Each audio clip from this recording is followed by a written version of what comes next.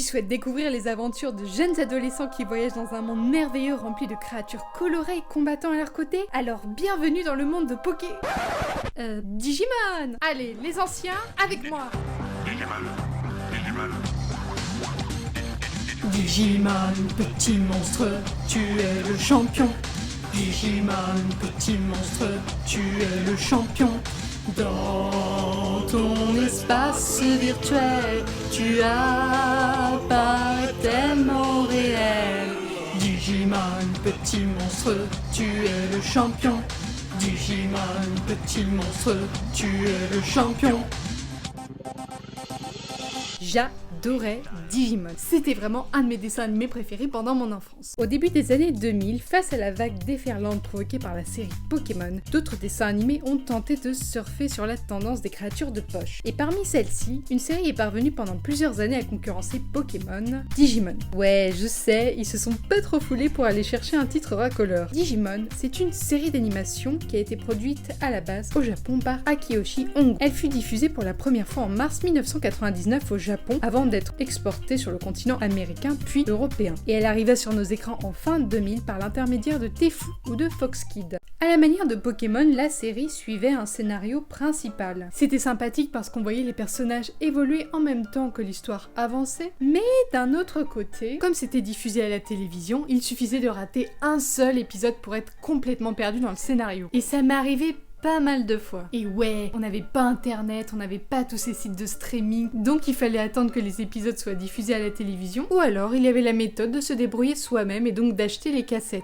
Mais oui, vous savez, les cassettes VHS. Pour les plus jeunes qui nous regardent, sachez qu'en fait la cassette c'était l'ancêtre du DVD. Et vous inquiétez pas, vous n'avez rien manqué, hein, au niveau de la qualité c'était vraiment pourri. J'avais donc tenté d'acquérir les cassettes de la saison 1 qui étaient vendues à l'époque chez le libraire. J'étais toute contente jusqu'à me rendre compte que la cassette ne contenait seulement que 3 ou 4 épisodes. Et la cassette, elle était un peu chéros. Et je me souviens, il fallait attendre des semaines et des semaines pour que la cassette suivante sorte également chez le libraire. Et malheureusement, à mon grand désespoir, la dernière cassette de la saison 1 n'est jamais sortie, donc je n'ai jamais connu la fin. J'ai dû me la remater plusieurs années après.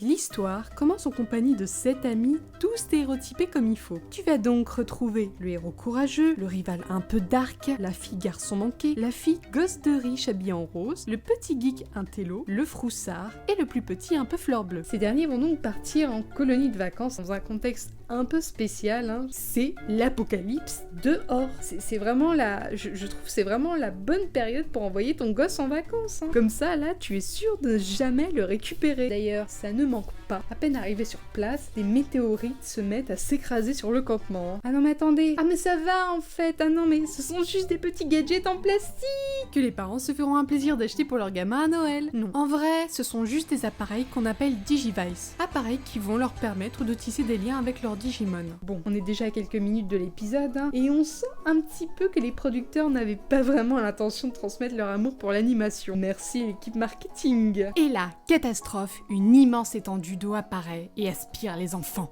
Quoi ? Bon, apparemment, la logique s'est aussi fait emporter avec les enfants. Mais en fait, ils étaient que 7 dans la colonie.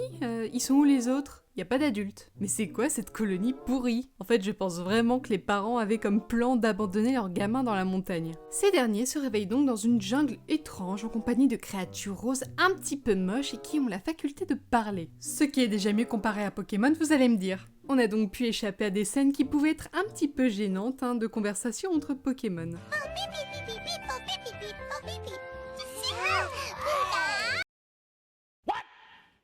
Ici au moins c'est bon, tu connais le ressenti de la bestiole, hein, son sentiment, c'est quand même beaucoup plus simple pour comprendre la conversation. Et donc, à la manière de Pokémon, encore me direz-vous, les Digimon s'attachent à leur maître et acceptent de combattre pour eux. Mais attention, ici y a pas de chaos, y a pas de compétition d'arène toute gentille ou de centre Pokémon pour aller soigner sa créature. Non, non, non, non, ici c'est la jungle et c'est la loi du plus fort. Ainsi, les Digimon mettent véritablement leur vie en jeu, ainsi que leurs dresseurs qui se retrouvent contraints quelquefois de se jeter d'une falaise, hein, pour essayer de s'en sortir. Et ouais, ça rigole pas. Même moi, je me souviens n'avoir pas connu un dessin animé aussi dark à l'époque. Et les méchants, franchement, ils faisaient flipper. Mais regardez-moi cette tête! Il est horrible.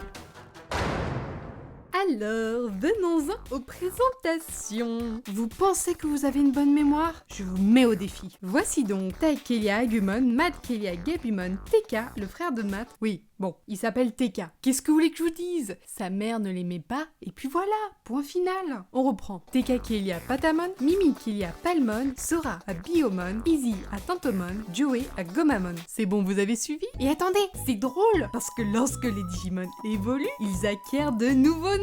Alors, on continue. Agumon évolue donc en Greymon, Gabumon en Garurumon, Biomon en Birdamon, Patamon en Angemon, Tantomon en Gabuterimon, Palmon en Togemon et Gomamon en Ikakumon, évidemment. Et attendez, c'est pas fini. Là, je vous ai juste fait les présentations des principaux Digimon, mais il y en a encore plein. Il y en a des tonnes. Et vu que tous les noms des Digimon se terminent en Mon, c'est carrément impossible de retenir leurs noms. Pour vous dire, je collectionnais les cartes à l'époque dans l'espoir vain de mémoriser tous les noms, mais je n'ai quasiment jamais réussi à en retenir un seul. Et les jouets en plastique, rappelez-vous qu'on appelle Digivice, ils fonctionnent de la manière suivante. Ils vont donc réagir lorsque le porteur se trouve en situation de danger, permettant au Digimon d'évoluer au stade supérieur pour protéger son copain. Et des évolutions, il y en a à l'appel, hein. Là, tout à l'heure, je vous ai seulement donné le premier stade d'évolution. D'ailleurs, parlons-en, elles ne sont pas toujours très logiques. Vous voyez là le Patamon trop mignon? Eh bien il évolue en Enjamon. Là où tu t'attends à retrouver un animal au stade évolué avec un rappel des couleurs, on passe carrément d'une pomme de terre avec des ailes à un beau gosse avec la tablette de chocolat. Et pareil, hein, un nouveau personnage est introduit avec un Digimon chat trop mignon. Et là, j'étais pas prête. Le petit chat trop mignon se transforme en bombasse à moitié à poil. Tu t'y attendais pas, hein? Non, franchement, les évolutions c'était vraiment la partie de l'épisode qui me saoulait le plus. Pourquoi? Mais parce que ça durait des plombes. Chaque épisode était souvent centré sur un couple enfant Digimon, hein, et tu pouvais être sûr qu'à la fin de chaque épisode, il y en avait au moins un qui allait évoluer. Du coup, c'était chiant parce que ça raccourcissait énormément l'épisode. Et du coup, le scénario, il n'avançait pas. Et puis, il se faisait pas chier, hein. Il n'avait qu'à employer les mêmes images à chaque fois. Pourquoi vouloir s'emmerder après tout? Un moment aussi plus tard, c'est l'horreur parce que tu assistes à la transformation de tous les héros de Digimon, les uns à la suite des autres. Et ça dure plusieurs minutes.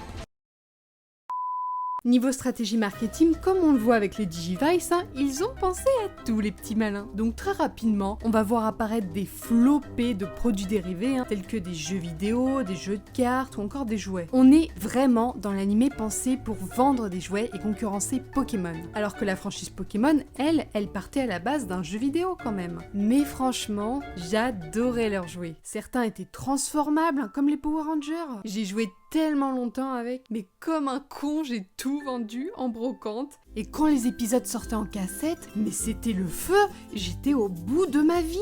Jusqu'à me rendre compte qu'il n'y avait que 4 épisodes sur la cassette. Et en y repensant, niveau scénario, j'avais mais rien compris du tout. C'est en rematant la série plus tard que j'ai compris qu'en fait c'était un monde informatisé en quelque sorte, en mode Matrix. Mais moi, à l'époque, j'avais pas du tout compris ça. Et donc venons-en au scénario. On suivait donc à chaque épisode un des enfants accompagné de son Digimon, ou alors le groupe, qui évoluait dans des décors très différents. Donc ça pouvait aller d'une montagne enneigée à une ville de jouets, en passant par une jungle luxuriante ou encore un manoir hanté. C'était Disneyland le truc. Et en général, dans ces décors, ils allaient faire la rencontre de Digimon qui étaient en général corrompus, hein, pour essayer de les sauver. Et donc progressivement, vous vous en doutez, ils vont réussir à battre les méchants, ils vont arriver au boss final, ils vont le battre, et puis voilà. Bon après, c'est pas la fin, vous vous en doutez bien, parce qu'on va pas s'arrêter en si bon chemin après tout ce paquet d'osés rassemblés. Alors, préparez-vous pour la saison 2 de Digimon, avec des nouveaux gamins, des nouveaux Digimon, comme ça tu vas agrandir ta collection de jouets, ouais. Mais il n'empêche, la série elle a quand même évolué avec les années, et je dirais même en bien, car en effet une suite directe de la saison 1 beaucoup plus mature a été produite il n'y a pas longtemps, se déroulant quelques années plus tard. On retrouve donc nos héros qui sont lycéens, dans leur monde, confrontés à leurs problèmes, avec un tout nouveau style d'animation magnifique, qui, je vous l'avoue, m'a fait verser ma petite larme. Parce que oui, ici les producteurs ils ont visé une cible bien particulière, les premiers spectateurs de la saison 1, en ayant bien conscience qu'on avait grandi, comme les personnages. Cette série, je l'ai regardée, franchement, c'est une pépite d'animation. Même si on retrouve quelques défauts, comme les bien connues transformations qui durent des plombes. Mais franchement, ça vaut vraiment le coup de jeter un œil, surtout si vous faites partie du premier public de Digimon. La série comptabilise à ce jour 8 saisons, avec une moyenne de 50 épisodes par saison. Et elle n'est malheureusement plus, à ma connaissance, visionnable à la télé. Elle est même assez difficile à trouver sur internet. D'ailleurs, j'ai checké sur Netflix, elle y est même pas, alors que la plateforme diffuse Pokémon, Yu-Gi-Oh! Ou cette bouse de Yokai Watch. Par contre, concernant la nouvelle série Digimon qui s'appelle Digimon Tree, vous pourrez la retrouver beaucoup plus facilement sur internet. Oh my god, on arrête tout, une bande-annonce vient de sortir il n'y a pas longtemps pour un nouveau film Digimon, faisant suite à la série Digimon Tree. Oh là là, ça va être de la folie! Et comme une bonne nouvelle n'arrive jamais seule, regardez sur quoi je suis tombée! Ils vont refaire la saison 1 de Digimon en remasterisé. Oh là là, ça a l'air tellement beau, j'ai trop hâte. En tout cas, merci pour le visionnage, j'espère que cet épisode vous aura plu. Et rappelez pour les plus vieux de bons souvenirs. On se retrouve très bientôt pour un prochain épisode. Salut!